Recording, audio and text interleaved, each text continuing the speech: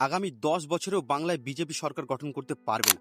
বাংলার বুকে দাঁড়িয়ে মমতা বন্দ্যোপাধ্যায়কে হারানো মোটেও সহজ কাজ হবে না। বিজেপি এত চেষ্টা করার পরেও কেন তারা বারবার ব্যর্থ হচ্ছে? টিএমসি সরকারের বিরুদ্ধে এত অভিযোগ, এত দুর্নীতি, তারপরেও কিভাবে তারা বারবার সরকার গঠন করছে? তাহলে কি বাংলার মানুষ চায় না এই সরকার পরিবর্তন হোক, নাকি বাংলার মানুষ রেপ, ধর্ষণ, চুরি এই সমস্ত দুর্নীতি দেখে অভ্যস্ত হয়ে গেছে? নমস্কার বন্ধুরা, আমি নির্মল।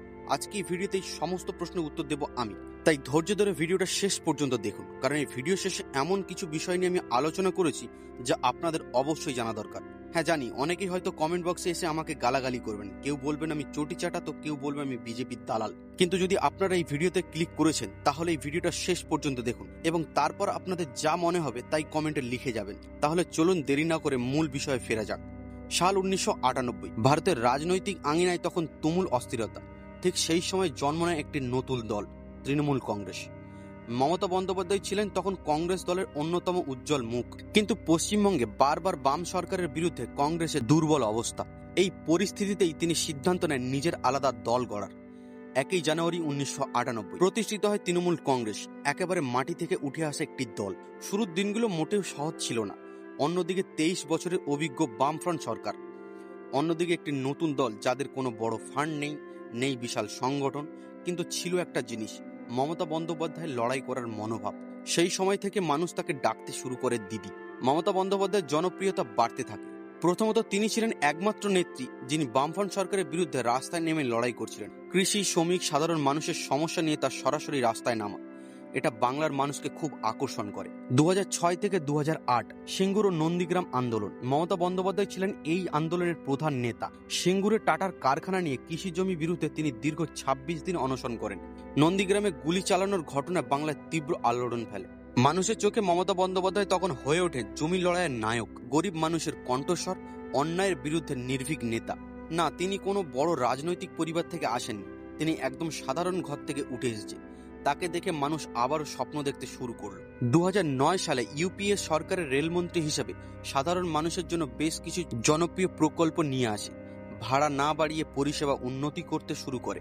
এগুলো তার ইমেজকে আরো শক্তিশালী করে তোলে। এভাবেই 13 বছরের বাম শাসনের বিরুদ্ধে জমে ওঠা ক্ষোভ, সিঙ্গুর নন্দীগ্রামের আন্দোলনের আবেগ এবং মমতা বন্দ্যোপাধ্যায়ের লড়ুকের চেহারা, সব মিলিয়ে তৃণমূল কংগ্রেসকে দ্রুত জনপ্রিয়তা পেতে শুরু করে। অবশেষে 2011 সালে বাংলার রাজনৈতিক ইতিহাস বদলে যায়। টিএমসি ক্ষমতায় আসে। টিএমসি 2011-তে 294 এর মধ্যে 226টি সিট পেয়ে সরকার গঠন করে, আর দিদি হন বাংলার মুখ্যমন্ত্রী। 2016 সাল আসার আগে তিনি তার মাস্টার মাইন্ডটা খেলে দেন।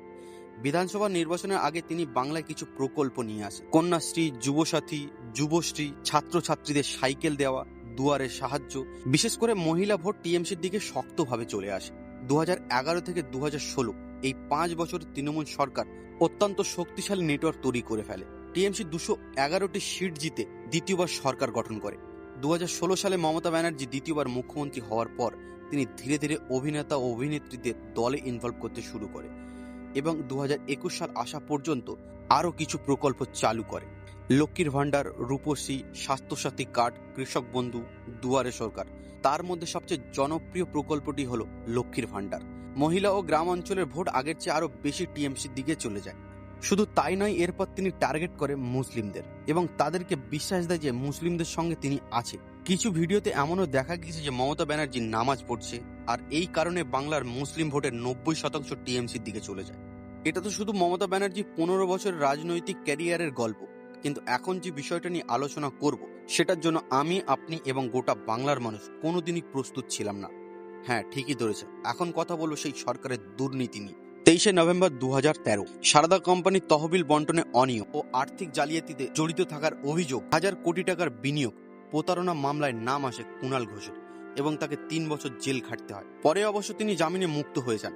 12 ডিসেম্বর 2014 সারদা চিট ফান্ড কেলেঙ্কারি, মদন মিত্রের বিরুদ্ধে অভিযোগ। সারদা গ্রুপের ভাইস প্রেসিডেন্টকে প্রোটেকশন দিতেন, রাজনৈতিক প্রভাব খাটিয়ে কোম্পানির কাজ সহজ করতেন, কোম্পানির ইভেন্ট প্রচারণা করতেন। ফলে 21 মাসের কারাগারও হয়েছিল তার। পরে জামিনে মুক্ত হয়ে যায়। মামলাটি এখনো চলছে। 23 জুলাই 2022 পার্থ চট্টোপাধ্যায়, ইডির অভিযোগ পশ্চিমবঙ্গে এসএসসি নিয়োগ দুর্নীতি, শিক্ষকের চাকরি পয়সার বিনিময়ে বিক্রি। ইডি তার ঘনিষ্ঠ বান্ধবী অর্পিতা মুখার্জির বাড়ি থেকে প্রায় 50 কোটি টাকা নগদ, সোনা, প্রপার্টি, ডকুমেন্ট উদ্ধার করে এবং বেশ কিছু খেলনা উদ্ধার করে, যে খেলনাগুলো দিয়ে পার্থ চট্টোপাধ্যায়ের মতো মানুষরাই খেলতে ভালোবাসেন। ফলে গ্রেপ্তারের পর তাকে মন্ত্রিত্ব থেকে বরখাস্ত করা হয়। মামলা এখনো চলছে, কিন্তু সে এখন জেলে নয়, জেলের বাইরে আছে। শেখ শাহজাহান সন্দেশখালী কাণ্ড, জানুয়ারি 2024। সন্দেশখালী এলাকায় মহিলাদের উপর অত্যাচার, জমি দখল, চাঁদাবাজি। তার নেতৃত্বে টিএমসির ক্যাডাররা দীর্ঘদিন এলাকায় ত্রাস। মহিলারা গণ অভিযোগ করেন। এরপর পুলিশ তাকে পালিয়ে থাকার অভিযোগে খুঁজছিল এবং সবশেষে 29 ফেব্রুয়ারি 2024 তাকে গ্রেফতার করা হয়। রাজনৈতিকভাবে ব্যাপক বিতর্ক তৈরি হয়। শুধু তাই নয়, আরজি কল, কসবা, এরকম আরো অনেক দুর্নীতির সঙ্গে এই সরকার জড়িত, যেগুলো নিয়ে আর ডিটেলসে কথা বললাম না। এগুলো সবাই চোখের সামনে দেখেছে। কিন্তু এখন প্রশ্ন হচ্ছে, কেন পশ্চিমবঙ্গে বারবার পিছিয়ে পড়ছে বিজেপি? কেন বিজেপি এতবার চেষ্টা করেও তৃণমূলকে হারাতে পারছে না? যদি গভীরভাবে খুঁজে দেখেন তাহলে বোঝা যায় সমস্যার মূলটা কোথায়। পশ্চিমবঙ্গের রাজনীতিতে বিজেপির সবচেয়ে বড় ভিত ছিল নরেন্দ্র মোদীর ব্যক্তিগত জনপ্রিয়তা। 2014 সাল থেকে যখনই প্রচারে এসেছে নরেন্দ্র মোদীর ক্যারিশমাই বাড়িয়েছে ভোট। কিন্তু সমস্যা হলো, মোদীর বাইরে বিজেপির নিজস্ব কোনো শক্তিশালী বাংলায় নেতা তৈরি হয়নি। বছরের পর বছর বিজেপি এমন বার্তা তৈরি করেছে, মুসলিম ভোট তারা চায় না, বা তাদের রাজনীতিতে মুসলিমদের জায়গা খুব কম। এই ধারণায় ধীরে ধীরে পুরো সংখ্যালঘু সমাজকে তৃণমূলের দিকে ঠেলে দেয়।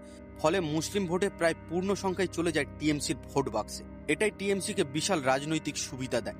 পশ্চিমবঙ্গে শুধু জনপ্রিয়তা থাকলেই ভোট জেতা যায় না, ভোটটা করাতে হয়। এখানে বিজেপির সবচেয়ে বড় ব্যর্থতা। ভোটের দিন সকাল থেকে বিকেল পর্যন্ত বুথগুলো কি বুক দিয়ে আগলে রাখার মতো কর্মী তাদের নেই।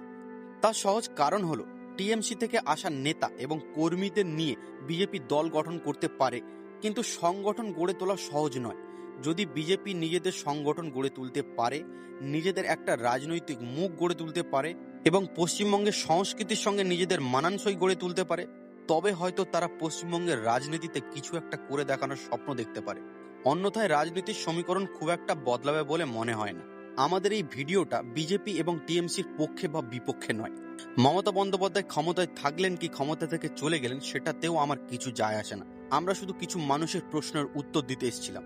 এটা আমাদের একটা সহজ সরল রাজনৈতিক বিশ্লেষণ ছাড়া আর কিছুই নয়। ভিডিওটা এখানে শেষ করছি এবং ভিডিওটা দেখার পরে আপনাদের যা মন্তব্য সেটা কমেন্টে অবশ্যই জানিয়ে যাবেন।